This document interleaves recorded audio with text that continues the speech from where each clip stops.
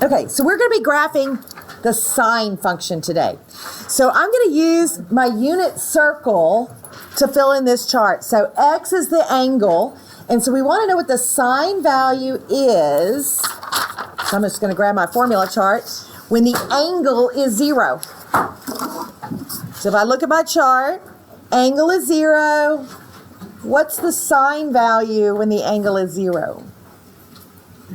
0. Okay, perfect. What about when the angle is pi over 6? Yep. Yep? Yep. 1/2. Okay, so I got my picture here. And you can even look at this chart too. Pi over 6, sine is 1/2. Pi over 3, I'm getting square root of 3 over 2, but to graph that, I think I want the decimal. So I'm going to find out what, and by the way, you can, if you're in radians, do sine of pi over 3. And it gives me that's the square root of 3 over 2, but I want the decimal so I can graph it easier. And it's 0.866. So anytime I see a square root of 3 over 3, I'm just going to write 0.866 because graphing that's a lot easier. What happens when I get to pi over 2? We're at 1. Okay. 2 pi over 3 is over here, and the y value is back to square root of 3 over 2. So I'm back down to 0.866. 5 pi over 6 is over here, and the y value is back to 1/2. And then at pi, what's my y value at pi? 0. 7 pi over 6 has negative 1/2. So I'm just filling it in using my unit circle. 4 pi over 3, negative square root of 3 over 2. So negative 0.866. I'm just filling this table to help us graph it once. We won't have to make this detail of a table after this, but it will help us get the idea of the picture. 3 pi over 2, the y value is negative 1. Oh, and then I go back to square root of 3 over 2. Remember, it's kind of a little pattern here. Then it goes back to negative 1/2. Then we go back to where we started. And then we repeat. Repeat, repeat. Oh, it's periodic. It repeats itself over and over and over. So let's plot these points. So in this graph, the x values are my angles. The y values are the sine value. So sine of 0 was 0.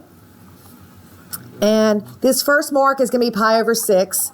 And I might as well make that be 1 and negative 1. So 1/2 would be right in between. That makes it a little easier.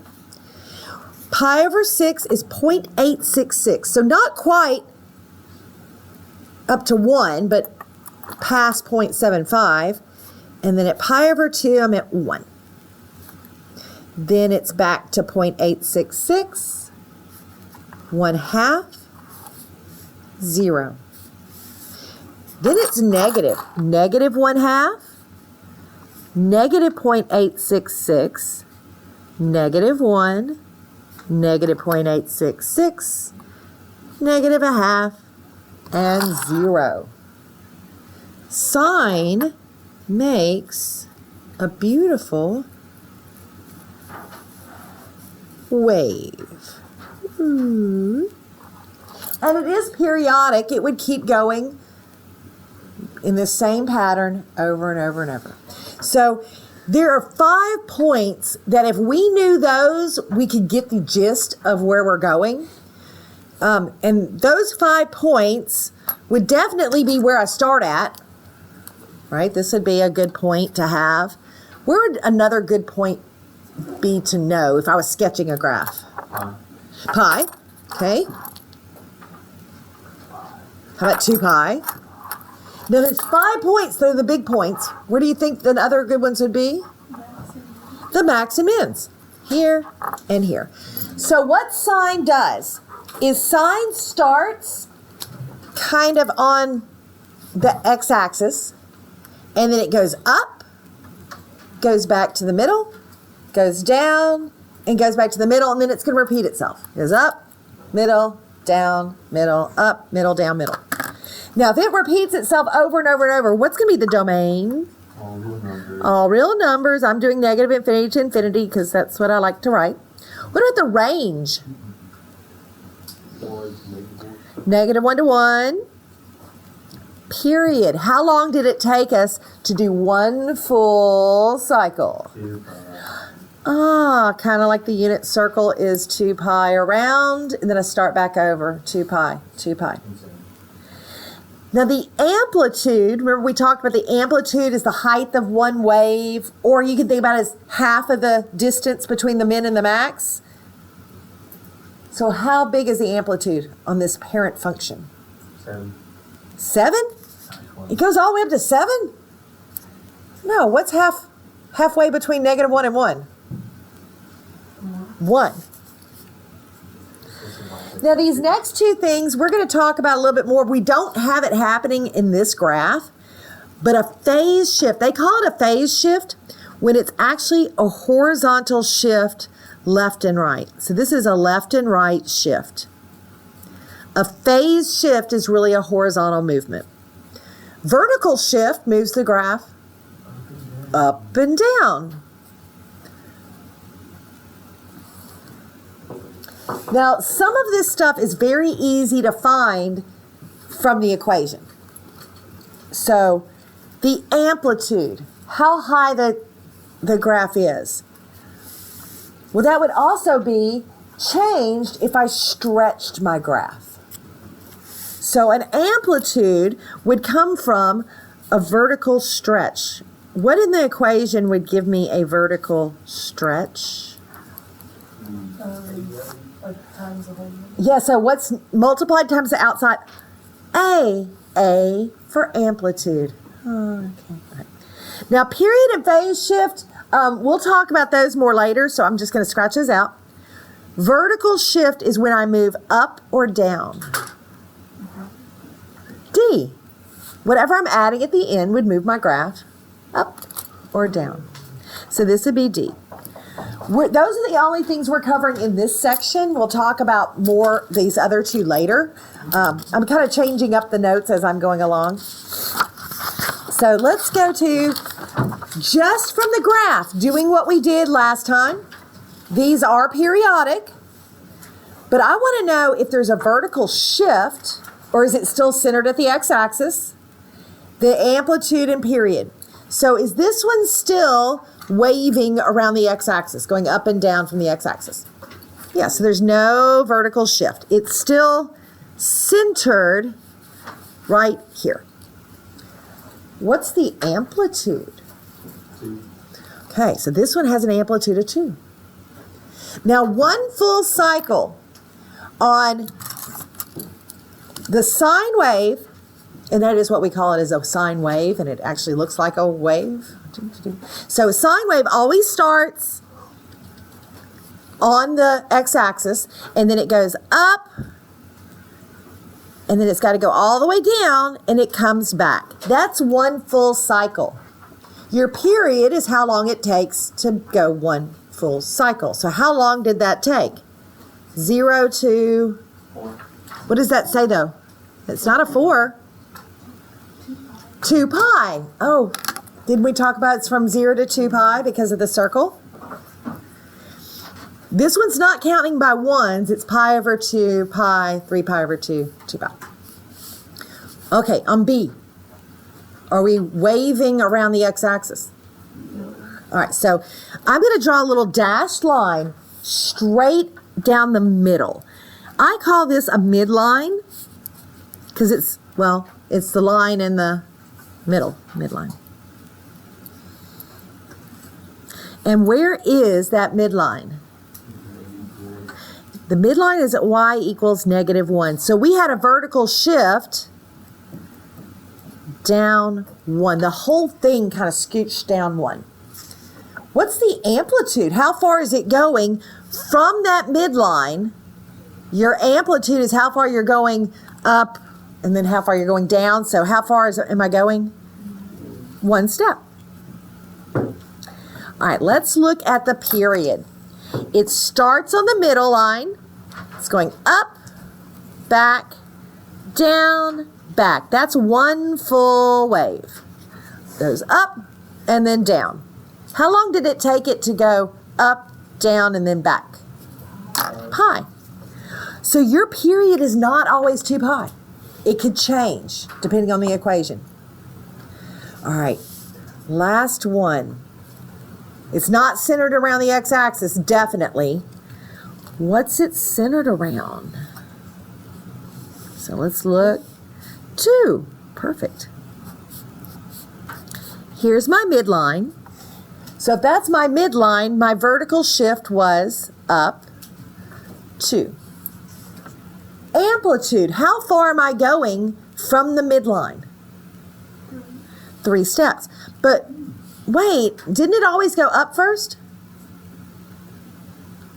This one's going down.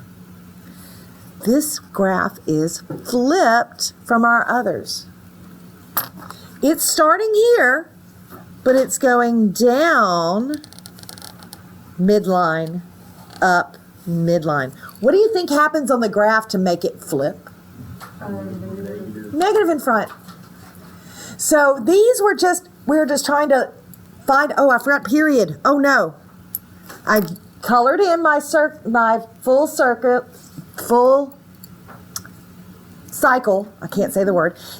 This one went upside down though. It went down first, up, and then back. So how long did it take to go one full cycle?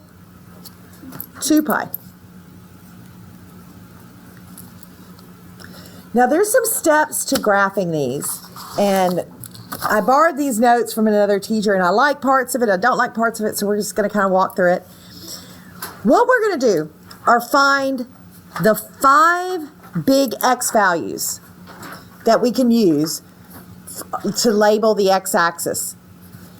Our parent function, those good x values were these 5. 0, pi over 2, pi, 3 pi over 2, and 2 pi. That was where, let me show it back on the other picture.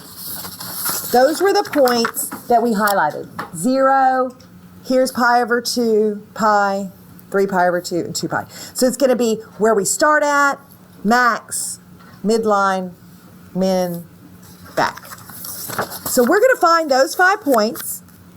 Then we're going to determine, and this can be done pretty much in any order, the midline of the graph. Now the midline of the graph, we can find that using whatever that vertical shift is. If it moved up or down, that would make my midline move up or down. We also want to know the amplitude. The amplitude of the function, which by the way, that's going to be our A, tells you how high and how low to move from that center line. It's telling you how far to go up, then back, and then down, and then back. Then we're going to plot our 5 points and then sketch the graph. Now, 2 things to remember. Everything inside your parentheses affects the x value. And remember, back from last semester, we always do the opposite of what's inside. If we had x plus 4, we actually moved left 4. It's always the opposite. But everything outside the parentheses affects the y values. And if I have plus 2, I literally go up 2. So we always do exactly what it says outside. Now on this one, is anything affecting my x values? Is there anything inside the parentheses with the x? No. So this tells me we're going to use the normal 5, good 5 x values, which are 0, pi over 2, pi, 3 pi over 2, and 2 pi. These are the 5 x values that I want to have. When we start, we're going to start on the midline. And then what did our parent function do next? It started here and then it went up. And this one's going to be up And then I go back to the midline. And the next point would be the one down. And then we go back to the midline. So that's how it's going to always work. I'm going to start here, go up, back, down, back, up, back, down, back. The more of these you graph, the easier it gets. Now, there is something else happening. Did this move up or down any? No vertical shift. So no vertical shift. That means my midline is at y equals 0. It's the x-axis. Here's my midline. The next thing I want to find is my amplitude. That tells me how high or how low I'm going to go. The amplitude is going to be whatever number is in front. 2. So I'm going to start when x is 0 on the midline, and I'm going to put a point there. Boop. At pi over 2, I'm going to go up. How far am I going to go up? 2. The next point is at pi, and it says go back to the midline. At 3 pi over 2, now we move down. How many steps down? 2. And then we go back to the middle. And it makes a nice, pretty curve. Zoop, zoop. I can even go backwards if I was crazy enough. What? And why? Why can I go backwards and do the same thing? Because it's periodic. It's going to do the same pattern over and over and over, forever and ever and ever. Over and over and over. I know we have a lot more examples than we normally do, but graphing these takes a little bit of practice, and repetition is actually really good for these. So we have a little bit more notes than we normally do, but it'll be helpful. Okay, this one has something inside. If you have anything inside the parentheses, what we're going to do is take that value and set it equal to our good 5 values. So we're going to set it equal to 0, pi over 2, pi, 3 pi over 2, and 2 pi. This is going to give me my new points. So if I set 3x equal to 0, what do I get as my new x value? 0. That one didn't change. Okay, the next one is 3x equals pi over 2. To solve for x, we divide by 3. So if you have a half and you divide by 3, you get a sixth.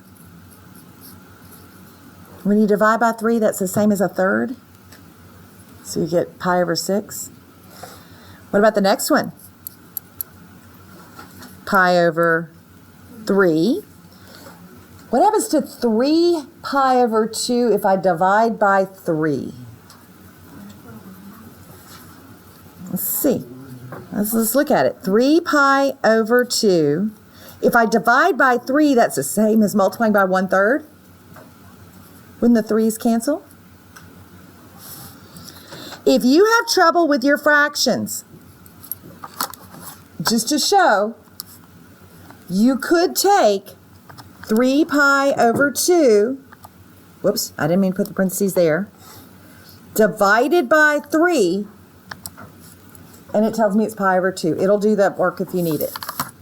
The last one is 2 pi divided by 3, and we get 2 pi over 3.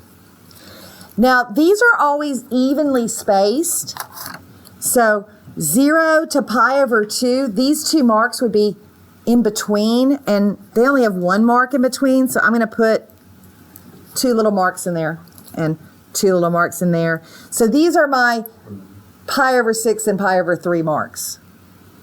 So this one's kind of squished. It's not as wide. It's going to be squished. Next thing I need to know is my midline. Is this one moved up or down? Are we adding or subtracting anything at the end? No.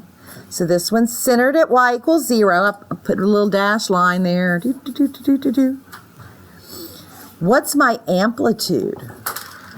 1. I'm going to put my 1 up here just to kind of make it a little bigger, just so I can see it. Because you can label that one anything you want. So we always start at the midline. Then it's going up, mid, down, mid. So we start in the middle. This is pi over 6, so I've got to go up. At pi over 3, I'm at the middle. At pi over 2, I'm going down.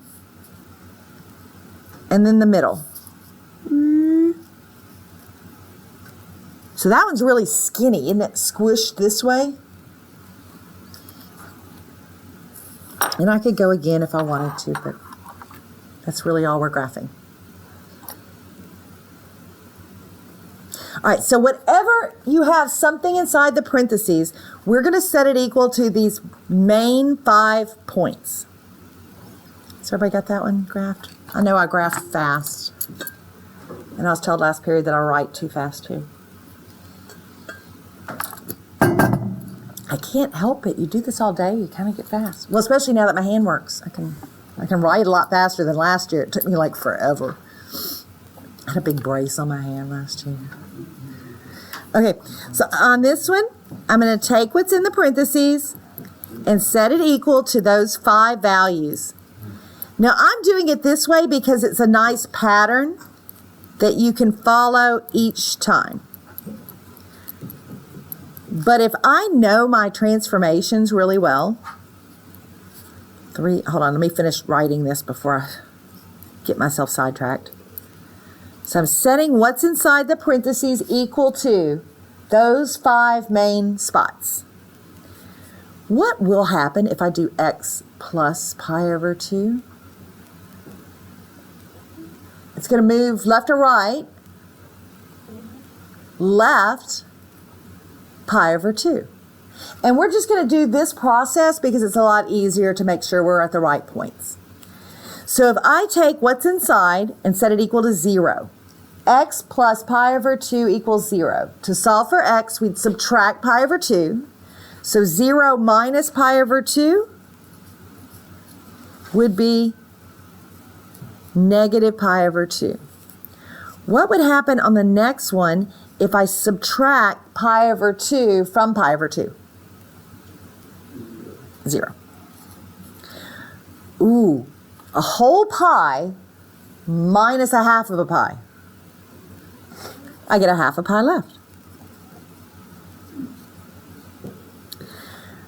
3 pi over 2 minus 1 pi over 2. 3 halves minus 1 half would be 2 halves, which gives me pi. Whoops, I forgot to finish my pi on that one. 2 pi minus a half a pi. So that's kind of like having 4 halves minus 1 half would be 3 halves. And one thing you can notice is that from here to here is a half a pi, half a pi, half a pi, half a pi. They're all half a pi difference on this one. So our big 5 new marks are going at negative pi over 2, 0, pi over 2, pi, and 3 pi over 2. The next thing before I start graphing, I need to make sure if I have a new midline. Is it moving up or down? Yes. Which way? Up 2. The plus 2 at the end is going to move me up 2. So my midline is now at y equals 2. I'm going to draw a dashed line. Then I want to know my amplitude, because that's the distance I'm going from the midline. So in front of the sine, 1. All right, so let's remind ourselves, the first point is going to be in the middle. Then I'm going to go up, mid, down, and back to the middle. Now the middle this time is going to be right on the midline. That's why I write midline, middle. So I'm starting when x is negative pi over 2, and I'm starting right on the midline. And you said I'm going up 1. So when x is 0, I'm up 1 from the midline. 1 step from the midline. At pi over 2, I'm back to the midline. At pi, I'm down 1 step. And then at 3 pi over 2, I'm back to the middle. Sine always starts on the midline and then goes up, back, down, back. Every time. Boy, it repeats itself a lot. Okay. Is anything happening to my x values on this one? So if there's nothing happening to the x values, then they are just my 5 good, easy x values. Those are just normal 5 x values. And I'm just going to put a dash on each of them so I remember those are where my points are going to go. Now, my midline, is this graph shifted up or down? Up. So the new midline is going to be at y equals 1. Oh, I'll go ahead and put my dashed line there. Okay, amplitude. Number in front of sine? Ah, okay, so that one has a negative in front. The amplitude is still 2. I'm going 2 steps, but what do you think the negative is telling me to do? Flip it. This means I'm going to go down first instead of up first. It's flipped, which means go down first. So I'm going to start at the midline. Instead of going up, I'm going to go down, back to the middle, then I'll go up. So I'm flipped, then back to the middle. So when x is 0, I'm on the midline. And make sure we're on the midline. At pi over 2, this time I'm going down. Down how many steps from the midline? 1. Amplitude was 2. So I'm going to go 1, 2 steps. At pi, I'm back on the midline. At 3 pi over 2, I'm going to go up 2 steps. And that may be helpful. Down 2 steps, up 2 steps. Maybe we should write that. Then at 2 pi, I'm back on the midline.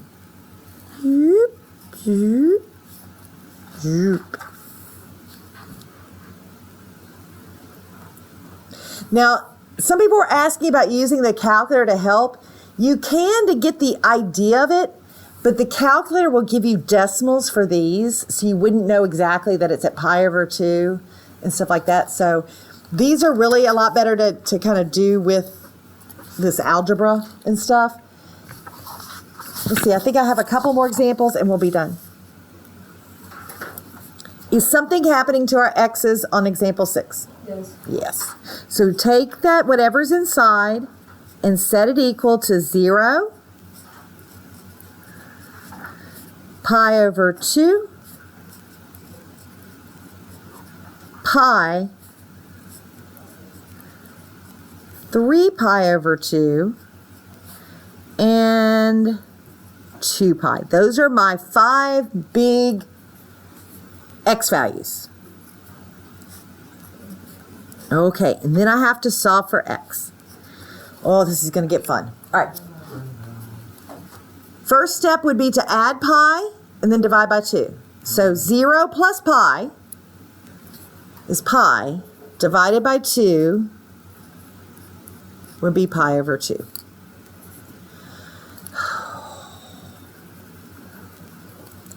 Now, I'm going to show you what my brain thinks. I'm going to turn this into 2 over 2. 1, 2 over 2. And when I add it over, I'd have 1/2 plus 2 over 2 would be 3 pi over 2 divided by 2. So if you take 3 pi over 2 and divide by 2,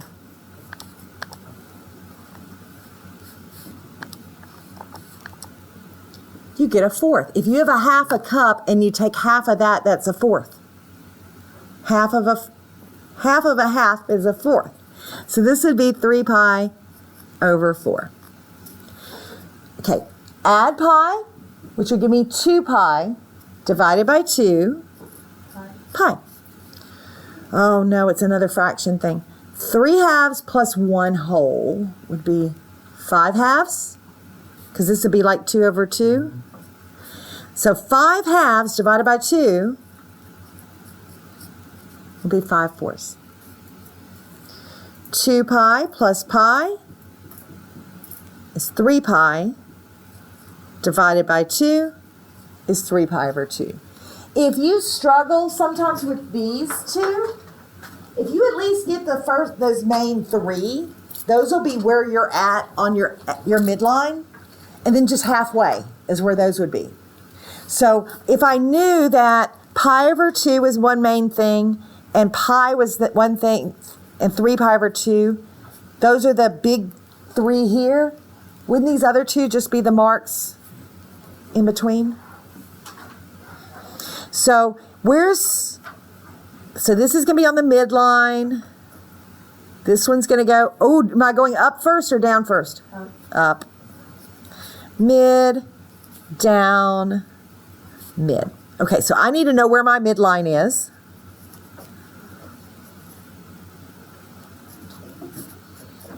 Where's the midline at? Wait, The -1 at the end. minus -1. There one. What about my amplitude? Anything in front of the sign? So it's just 1. All right, so I'm going to start at pi over 2. Whoops, I need to draw my midline. Lazy. Forgot my midline.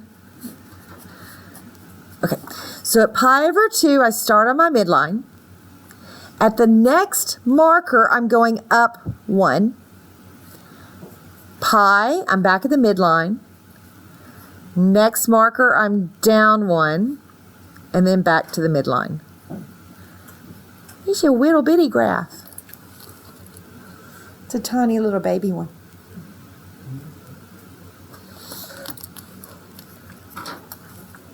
Okay. X over 2 plus pi over 2 equals 0. X over 2 plus pi over 2 equals pi over 2. X over 2 plus pi. Oh gosh, my pi's and my x's start to look alike. Pi over 2 equals pi. X over 2 plus pi over 2 equals 3 pi over 2. X over 2 plus pi over 2 equals 2 pi. Okay, let's see. If I subtract pi over 2, I'd have negative pi over 2. How would I solve for x? Times by 2. The opposite of dividing by 2 would be times by 2. So if I have negative pi over 2 times 2, I get negative pi. Pi over 2 minus pi over 2 is 0. Times 2 would be 0. Pi minus pi over 2. So a whole minus a half is a half. Pi over 2 times 2 is pi. 3 pi over 2 minus 1 pi over 2 is 2 pi over 2, or 1 pi, times 2 gives me 2 pi. Are you noticing a pattern here? Negative pi, 0, 1 pi, 2 pi. What do you think the last one's going to be? 3 pi over 2. Yep. No, not over 2. Oh, 3 pi. It's just be 3 pi. Liz is counting by pi. Oh, Let's prove it. This would be 4 halves. minus 1/2 is 3/2 times 2 would just be 3. And if you have trouble with these, you could always have gone 2 pi minus pi over 2 and then times that answer by 2, and I got 3 pi. So this is a nice one because I didn't even mark it. I can place my marks anywhere I want. So I'm going to make that be negative pi. Then that would be pi, 2 pi, 3 pi. Where's my midline going to be? Am I shifted up or down? So y equals 0. So it's centered at the x-axis, which makes it nice. Then my amplitude is 3, but it's got that negative sign. Go down first. So we start at the midline. How many steps down am I going to go from the midline? 3. Whoops, I put it in the wrong spot. No, but not there. 0. Okay, so this was the mid. Maybe I should write that down every time. This time I'm going to go down first. Middle, up, middle. So we started at negative pi on the midline. At x equals 0, we went down 3. At pi, I'm back to the middle. At 2 pi, I'm going to go up. At 3 pi, I'm back. I messed up on that one. Phew.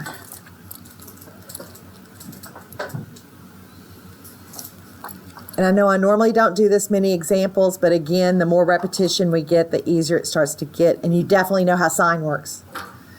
Middle, middle, middle. Okay. Let's do one last one. 2x equals 0.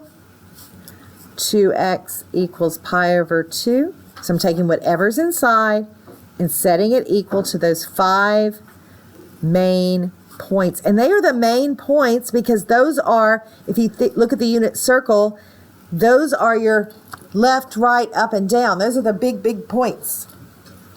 Oh, by the way, starts in the midline, goes up, midline, down, back to the middle.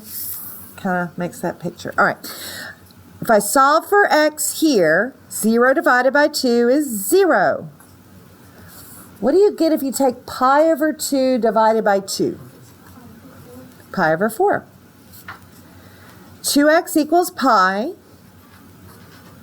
Get pi over 2. 2x equals 3 pi over 2. 3 pi over 4, perfect. 2x equals 2 pi. We get pi.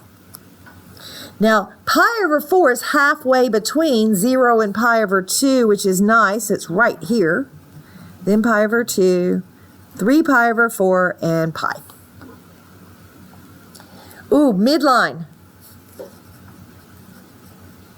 Is this graph shifted up or down? So it's shifted up to 2. Here's my midline. Amplitude. 1. There's nothing in front of sine, but it's negative. Down first. So sometimes it's helpful to mark on here that I'm going to start in the middle. This time I'm going down first, middle, up, middle. And obviously it helps because I didn't do it on the last one and I messed up and put a point in the wrong spot. So 0, we start on the midline. At the next marker, I'm going down first and I'm going down 1 step. Then I go back to the middle, up 1 step, back to the middle. And just so you know, when we get at the end of this unit does have the TJC little assignment where you have to graph. a sine or a cosine or something like that. So I'm kind of making sure we lead into that we do 5 points. Do we know how to make 5 x values for our points? And then write down our domain and range and all that good stuff. All right. I do have a mastery check for this one. Feel free if you want to work on some practice problems, you can. I will make a key for those. I just haven't done it yet. And that is it. I know this lesson was a lot longer than